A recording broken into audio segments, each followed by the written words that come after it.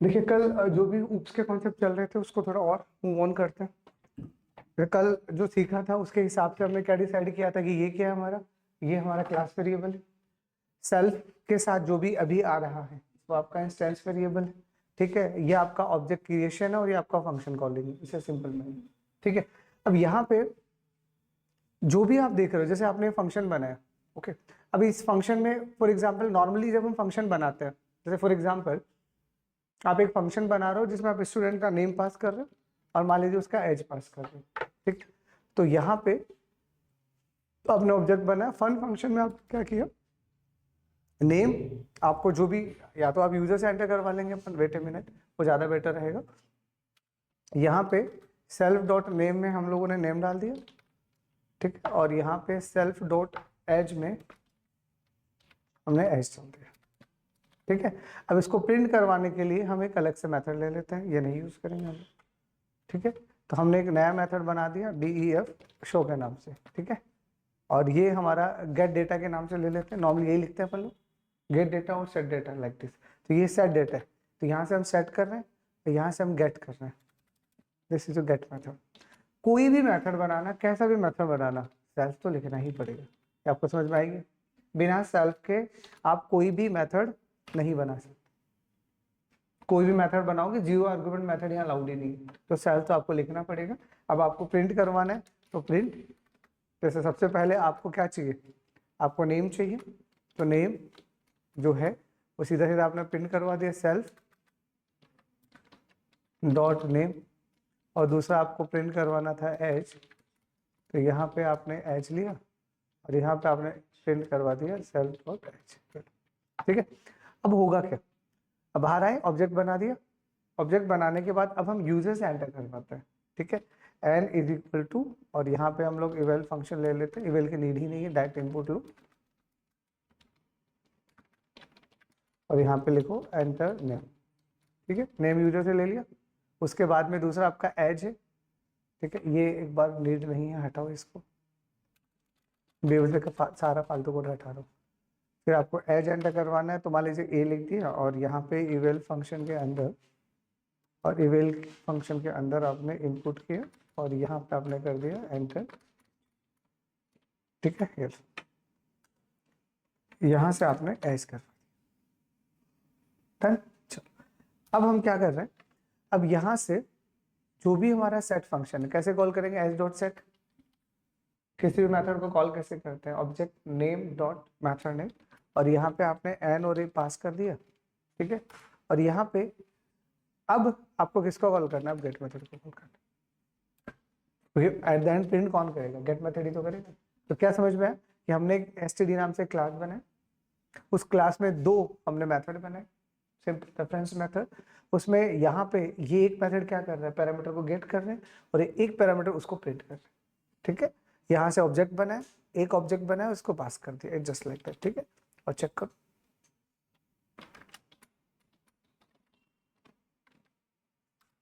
तो आपसे नाम पूछ रहे हैं, तो नाम मान लीजिए फ्लेक्स, और एज मान लीजिए मैंने लिख दिया फॉर एग्जाम्पल 20।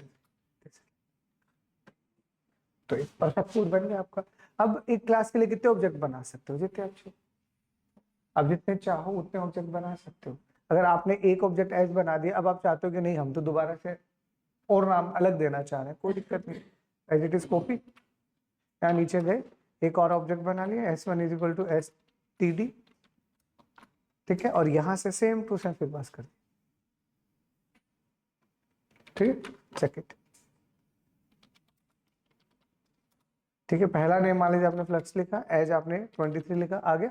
फिर आपसे पूछ नाम आपने पाइथन लिख दिया, एज मान लीजिए 25 लिख दिया। तो इसका मतलब आप जितनी बार चाहो उतनी बार यहाँ से बार बार क्या करवा सकते हो, इनपुट करवा सकते हो, बार बार इनपुट करवा सकते हो। तो इसका मतलब ये चीज क्या हम और बेटर तरीके से बना सकते हैं। हाँ ठीक है, तो फिर आप यहाँ से, चलो नहीं तो फिर लिस्ट का यूज करना पड़ेगा, अभी तो इतना ही समझ, अब इतना समझ लो ना। तो जब जब आपको ऑब्जेक्ट बनाना है, फिलहाल मैंने वैल्यू यूजर से एंटर करवाया तब कोड लंबा गया, नहीं तो आप यूजर से इनपुट नहीं करवाओगे तो इसका नीड ही नहीं है, आप डायरेक्ट नहीं पास कर। ठीक है, तो अब जितने चाहो उतने ऑब्जेक्ट बना सकते हो, और जब भी ऑब्जेक्ट से कॉल करोगे, या तो वेरिएबल को कॉल करोगे या मेथड को कॉल करोगे। तो मेथड को कॉल करने का सिंपल सा तरीका क्या है, ऑब्जेक्ट नेम डॉट मेथड। अगर वो स्टैटिक रहा तो तरीका क्या बाद में सीखेंगे, अभी हम सिंपल मेथड की बात कर रहे हैं जो हमारे इंस्टेंस मेथड। ठीक है, कोई डाउट यहाँ तक क्लियर? इतना। अब इसमें ये जो सेल्फ वाला वेरिएबल है, पहली चीज ये, क्या मैं इस सेल्फ को हटा के इसको प्रिंट करवा सकता हूँ? मान लीजिए मैंने यहाँ से सेल्फ हटा दिया और अब मैं इसको प्रिंट करवा के देख रहा हूँ।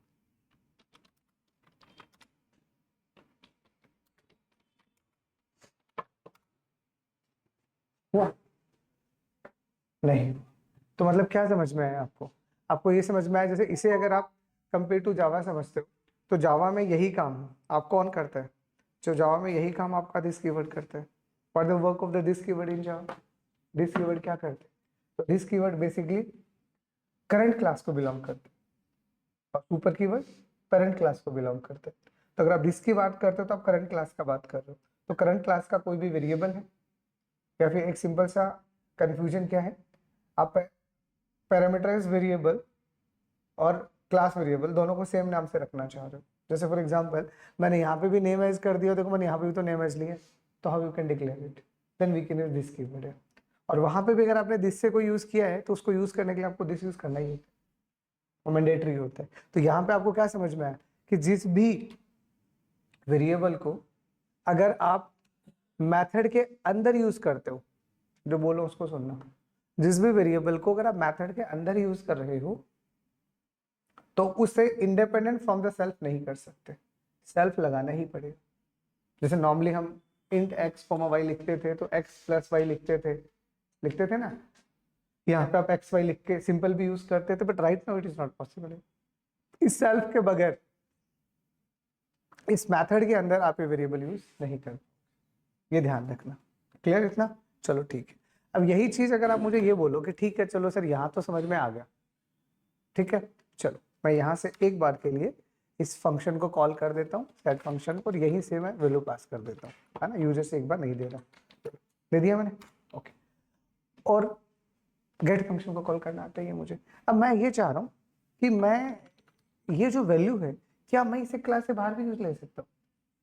ये जो इंस्टेंस वेरिएबल है, ये इंस्टेंस वेरिएबल फिलहाल मैंने कहाँ प्रिंट करवाए हैं, कहाँ यूज लिए हैं?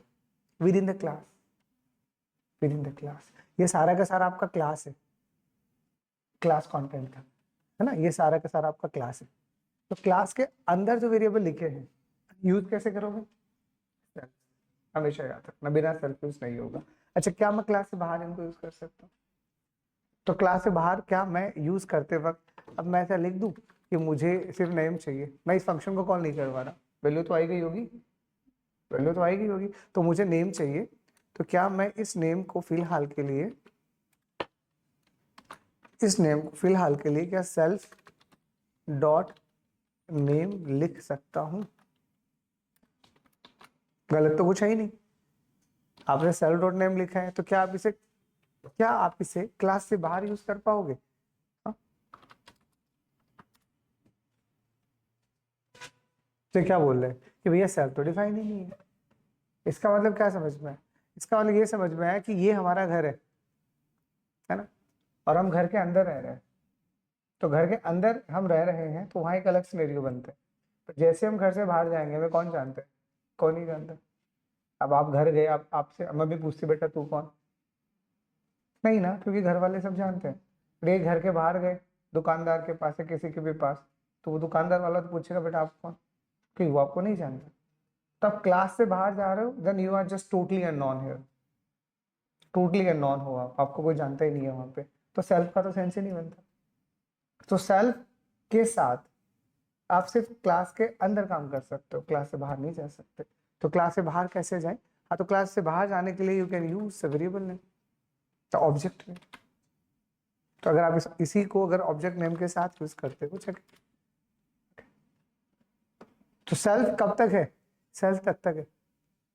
अब आप पड़ोस वाली दुकान पे गए, वो आपको जानता नहीं, आपसे आपसे पूछ रहा था बेटा आप, तो आपका नाम तो फिर भी नहीं जानता वो।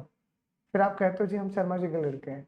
अच्छा, उनके लड़के हो आप, तो वो बाहर से जानने वाले लोग हैं, वो हमारा ऑब्जेक्ट है, ये हमारा ऑब्जेक्ट है। तो ऑब्जेक्ट के नाम के साथ वो नाम काम आएगा जो क्लास के अंदर है लेकिन बाहर यूज हो रहे हैं।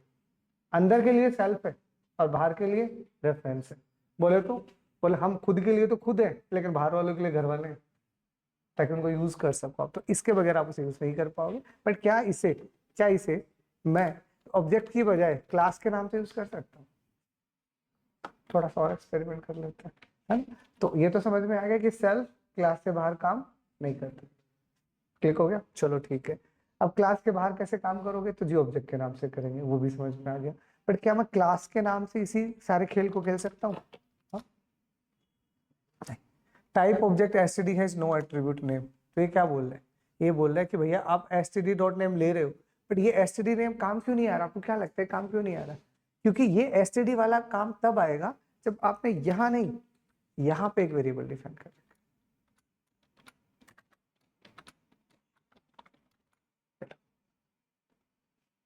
It is just like that, ठीक है? और अब देखना, अब अगर मैं इसको चलाऊंगा तो आया, मतलब ये क्या पंगा हुआ फिर? अब ये वाला नाम कहाँ से आया? तो ये वाला नाम यहाँ से आया, यहाँ से नहीं आया। तो इसका मतलब ये क्या था? ये क्लास वेरिएबल यानी स्टैटिक वेरिएबल है, और क्लास वेरिएबल हमेशा क्लास के नाम से एक्सेस होता है। तो क्लास वेरिएबल की कहानी छोटी सी है, वो समझा रहा हूँ आपको। अगर आपको क्लास वेरिएबल यूज लेना है तो कैसे एक्सेस होगा? क्लास के नाम से। बट क्या इस क्लास वेरिएबल को बिना क्लास नाम में यूज कर सकता हूँ? चलो अब ठीक। तो इसको मैंने एक्सेस करने का थोड़ा सा ट्राई किया, और ट्राई करके क्या मिला? कुछ नहीं। ये बोला क्या भाई क्या है नेम? हम तो जानते ही नहीं, क्योंकि ये नेम है कहाँ पे? क्लास के अंदर। तो क्लास की वजह से इसका एग्जिस्टेंस है ना, बिना क्लास इसका एग्जिस्टेंस ही नहीं होगा। तो इसीलिए इस क्लास वेरिएबल, अब यही क्लास वेरिएबल अगर आपने ऐसा लिखा std dot name is equal to, और मैंने यहाँ पे फॉर एग्जाम्पल लिख दिया, for example plus educate like this. अब अगर मैं s डॉट नेम को प्रिंट करवाऊंगा तो क्या आएगा? प्लस एजुकेट है। तो इसका मतलब ये जो नाम था अभी बदला जा चुका है।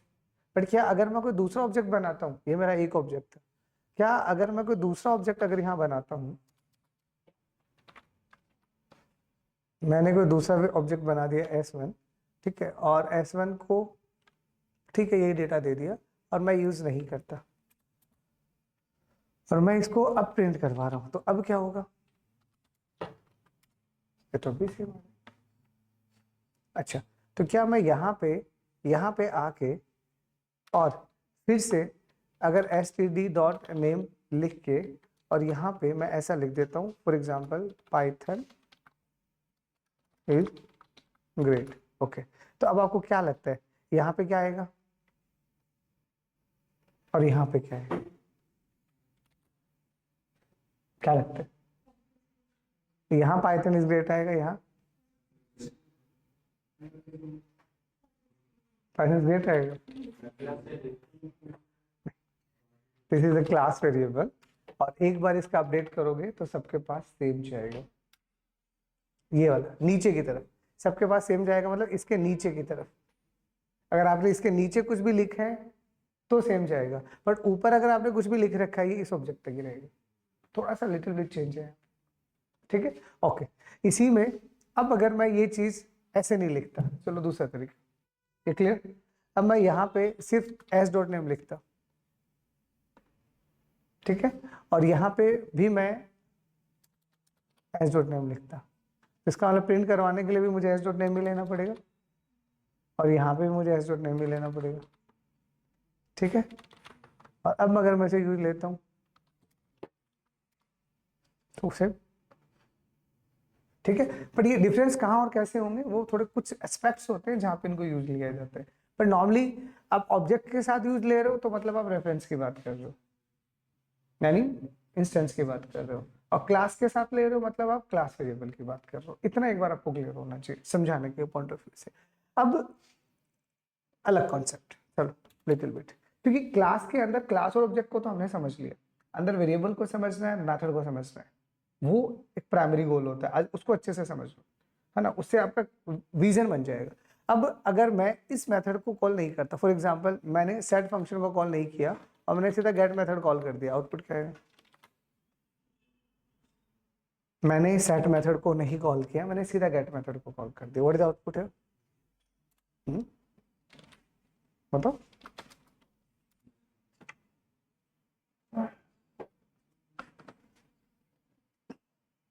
अभी क्या बोल रहे हैं कि ये बोल रहा है कि आपने जब इन गेट मेथड को कॉल किया है तो इनका वैल्यू क्या है?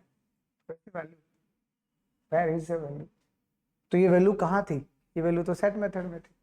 तो जब तक आप सेट मेथड को कॉल नहीं करोगे, जब तक आप सेट मेथड को कॉल नहीं करोगे, ये वैल्यू आएगी कहाँ से? आ ही नहीं सकती। इसीलिए आपको अगर ये वैल्यू चाहिए थी तो हम सेट के पास गए, एस डॉट सेट, और उसके बाद हमने यहाँ पे कुछ नाम दिया और यहाँ पे कुछ एस दिया। It is just like that. अब मैं अगर इसको प्रिंट करवाता हूँ, मैं इसको चेक करता हूँ, हाँ तो आ गया। इसका मतलब प्रॉब्लम क्या है? इसका मतलब प्रॉब्लम ये है कि ये मेरा सेटर मेथड था जो वैल्यू को इनिशियलाइज कर रहा है, ठीक है। तो इसका मतलब मुझे जब जब किसी भी ऑब्जेक्ट की वैल्यू को इनिशियलाइज करना होगा, उस मेथड को कॉल करना पड़ेगा, ठीक है। बिना कॉल किए क्या ये वैल्यू इनिशियलाइज होगी? नहीं होगी, नहीं होगी। पर हम चाहते हैं हो, हम चाहते हैं कि नहीं, हम एक मेथड बनाए, हम एक मेथड बनाए जैसा मैंने बनाया और उसे कॉल नहीं किया और फिर भी वैल्यू इनिशियलाइज होगी, है ना। तो that type of the special method is called constructor. Constructor, तो पाइथन में भी कंस्ट्रक्टर जैसा कुछ होता है।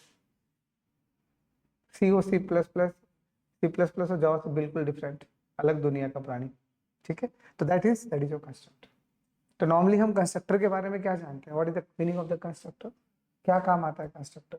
तो constructor is used for initialise the class variables, और द क्लास के अंदर जो वेरिएबल है, या यहाँ रेफरेंस वेरिएबल्स बोल सकते हो। तो जो भी आपके रेफरेंस वेरिएबल्स हैं उनको अगर आप ऑटोमेटिकली इनिशियलाइज करवाना चाह रहे हो, ऑटोमेटिक इनिशियलाइज करवाना चाह रहे हो without calling by the object, बिना ऑब्जेक्ट को कॉल करवाए अगर आप किसी वेरिएबल की वैल्यू को इनिशियलाइज करवाना चाह रहे हो, तो that type of the method is basically called constructor. उसे हम यहाँ बोलते हैं कंस्ट्रक्टर, ठीक है। जो एज यूजुअल हम बाकी लैंग्वेजेस में, लाइक सी प्लस प्लस या जावा का कंस्ट्रक्टर कैसा होता है? उसका नाम वही होता है जो क्लास का नाम होता है, उससे पहले कोई रिटर्न टाइप नहीं होता। ऐसा कुछ पढ़ा ना आपने? पाइथन इन चीज़ों को नहीं मानता, वो कहता है नहीं, हमारा कंस्ट्रक्टर हम आपको खुद डिफाइन करके देंगे, आप नाम भी नहीं बदल सकते, नाम भी फिक्स है उसका। तो अगर आपको सच में यहाँ कंस्ट्रक्टर बनाना है, सच में कंस्ट्रक्टर बनाना है, तो दैट इज योर कंस्ट्रक्टर। देख लो शक्ल, देख लो पाइथन के कंस्ट्रक्टर की। This is the constructor in Python. Underscore, underscore, in it, underscore, underscore. That's the constructor in Python. और मैंने कुछ नहीं किया, मैंने कोड को बदला भी नहीं है, मैंने कोड को बदला भी नहीं है। और यहाँ पे ये कंस्ट्रक्टर है, तो ऑब्वियस है मैं इस मेथड को कॉल नहीं करना चाह रहा, बट वैल्यू तो मुझे यहाँ तो पास करनी पड़ेगी, यहाँ तो पास करनी पड़ेगी। या फिर एक काम करो, आप ये वेरिएबल दो ही मत इसको, चलो आपके लिए अलग तरीके से काम करता हूँ मैं, तो यहीं पे दे दूँ मैं नाम, तो मुझे जो समझाना है वो ऐसे समझ नहीं आएगा आपको, दे दिया, ओके। अब मैंने कहीं पे भी क्या इस मेथड को कॉल किया? नहीं किया। चलो देखना जरा एक बार के लिए, पहले तो फिर भी, मतलब मैंने इस मेथड को कॉल भी नहीं किया और फिर भी मेरी वैल्यू आ गई। मतलब क्या है? मतलब ये मेथड ऑटोमेटिकली कॉल, और जो ऑटोमेटिकली कॉल होता है ना, उसे ही बाकी लैंग्वेजेस में कंस्ट्रक्टर बोला जाता है। तो आप बाकी लैंग्वेजेस के कंपैरिजन में ऐसा बोल सकते हो कि ये इनिट क्या है? ये आपका कंस्ट्रक्टर, ये आपका कंस्ट्रक्टर है, और जिसका यूज तो हमें पता ही है। तो अगर अपन पाइथन को और थोड़ा अच्छे से जानना चाहे बिहाफ ऑफ द कंस्ट्रक्टर, तो दैट्स अ कंस्ट्रक्टर थ्योरी जो हम पहले से जानते हैं। अगर हम कंस्ट्रक्टर के बारे में थोड़ा सा देखें तो क्या है कंस्ट्रक्टर, पता है पहले ही, कर ले थोड़ा सा क्लियर। तो कंस्ट्रक्टर जो स्पेशल मेथड, क्या समझ में यही ना कि कंस्ट्रक्टर क्या होता है? कंस्ट्रक्टर आपका एक स्पेशल मेथड होता है। अच्छा कैसा होगा? कैसा होगा? शक्ल सूरत कैसी होगी देख लो, ये रहा इसका शक्ल सूरत। ये दो बार अंडरस्कोर है, एक बार नहीं है। Underscore underscore init then underscore underscore, और इसके अंदर सेल्फ लिखना मैंडेटरी है। जीरो आर्गुमेंट तो मेथड ही नहीं होता, तो ये भी तो मेथड ही है। तो खाली तो छोड़ने की गलती भी मत करना इसको। अगर आपने उसका एम्प्टी छोड़ दिया तो वैसे एरर आने वाली है, ठीक है, ओके। और constructor will be executed automatically at the time of object creation. और यही तो चाहिए था, यही तो चाहिए था, हमें एक ऐसा मेथड चाहिए था जो ऑटोमेटिकली कॉल हो जाए। कब? जब हमने ऑब्जेक्ट बनाए। तो जैसे ही ऑब्जेक्ट बनेगा ये ऑटोमेटिक कॉल हो जाए, जैसे ऑब्जेक्ट बनेगा ये ऑटोमेटिकली कॉल हो जाएगा। तो हमें फायदा मिल गया इस चीज का, ठीक है। और the main purpose of constructor is to what? For the main purpose only initialisation. Constructor का कुछ और काम नहीं होता है, बेवजह किसी से कोई काम मत लेना। कोई इंसान आपके यहाँ झाड़ू पोछा करने के लिए आ रहा है, उसको तुम बेवजह 2-4 काम मत दे देना। तो कंस्ट्रक्टर का काम पहले से डिसाइडेड है भाई, किसी पे इनिशियलाइजेशन करेगा। पर इसका मतलब ये नहीं है तुम कुछ और लिखोगे तो एरर आएगा। चला देगा ये, चला देगा भैया, ये चला देगा, बट इसका काम जो है उससे वही करवाओ। तो कंस्ट्रक्टर में इनिशियलाइजेशन से रिलेटेड ही लिखना है, उसके अलावा कुछ मत लिखना। लिखोगे तो चल जाएगा बट कोई सेंस नहीं है उसका, क्योंकि ऐसा लॉजिक कहीं लिखा ही नहीं चाहता, ठीक है। और पर object constructor will be executed once, ये आपको पता होना चाहिए। जैसे आप ऑब्जेक्ट बनाओगे, ऑब्जेक्ट बनाते ही वो कॉल हो जाएगा। और हर एक ऑब्जेक्ट के साथ कंस्ट्रक्टर एक बार कॉल होता है। ऑब्जेक्ट बनाया कॉल हो जाएगा, ऑब्जेक्ट बनाया कॉल हो जाएगा, ऑब्जेक्ट बनाया कॉल हो जाएगा। अभी करके दिखाऊंगा, ऑब्जेक्ट बनते ही कॉल होगा, वेट नहीं करता, बनते ही कॉल होगा। और सिर्फ एक ही बार कॉल होगा, बार बार कॉल नहीं होगा, ठीक है। और constructor can take at least 1 argument, वो आपको पता ही है, ऑब्वियस है, मेथड ही तो है। तो कम से कम एक आएगा आर्गुमेंट, कौन सा? सेल्फ वाला। उसके बाद आपकी इच्छा, अगर आप इसमें कोई और आर्गुमेंट पास करना चाह रहे हो तो आप बिल्कुल कर सकते हो। और कंस्ट्रक्टर इज ऑप्शनल, कंस्ट्रक्टर लिखना जरूरी नहीं है, ऑप्शनल है।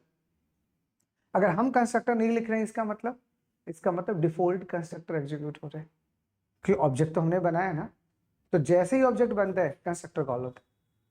तो आपने नहीं बनाया तो डिफॉल्ट कंस्ट्रक्टर कॉल होगा, जो ऑलरेडी जो भी पाइथन का वर्चुअल मशीन है वो क्रिएट करेगा और कोड में इम्बेड कर देगा। वो आपको नहीं दिखेगा, बट उसका जो कंपाइल्ड और इंटरप्रेटेड कोड है उसमें वो इम्बेड हो चुका होता है, और फिर जाता है वो आगे ऑब्जेक्ट कोड या मशीन कोड बनने के लिए, बट कॉल जरूर होगा, ठीक है। तो constructor is optional and if we are not providing any constructor, Python will provide default constructor. तो आप नहीं कर रहे हो, इससे पहले मैंने कोई कंस्ट्रक्टर नहीं बनाया, तो क्या नहीं था? अरे था, कंस्ट्रक्टर तो वहां पे भी था, बट आपको दिखा नहीं, क्योंकि सोर्स कोड भी नहीं है वो ऑब्जेक्ट कोड के अंदर, वहां तो ऐड करना पड़ेगा। आपको जैसा सोर्स कोड दिखता है वैसा नहीं होता, इस सोर्स कोड के अंदर काफी सारी चीजें हिडन है, लेकिन जैसे आप इसे कंपाइल करोगे, इंटरप्रेट करोगे, उस वक्त वो सारी चीजें ऐड होंगी और मशीन कोड बनने तक उसके बाद सब कुछ पहुंच जाएगा, ताकि एट द एंड जब फाइनल आउटपुट का बारी हो तब तक हर चीज क्या चले? बैलेंस चले। तो इसमें से किसी भी की पॉइंट में कोई डाउट? कंस्ट्रक्टर क्या होता है? चलो अब इसी को थोड़ा और अच्छे से आप समझो, जो यहाँ पे लिखा है उसको अपन समझ लेते हैं थोड़ा सा। देखो, अब यहाँ से मैं सब कुछ हटा दूं एक बार, जो मुझे समझाना है मैं उस पर फोकस करूं, ठीक है। एक मैसेज छोड़ दूं आपके लिए, फिर मैसेज तो देखना, मैंने यहाँ पे ऑब्जेक्ट बनाया, कोई कॉलिंग वॉलिंग कुछ नहीं, चेक इट, ऑब्जेक्ट कॉलिंग। अच्छा, जैसे ही मैंने यहाँ पे दूसरा ऑब्जेक्ट बनाया ऑब्जेक्ट, ओके, जैसे ही मैंने ऑब्जेक्ट बनाया, चेक, ठीक है। वैसे ही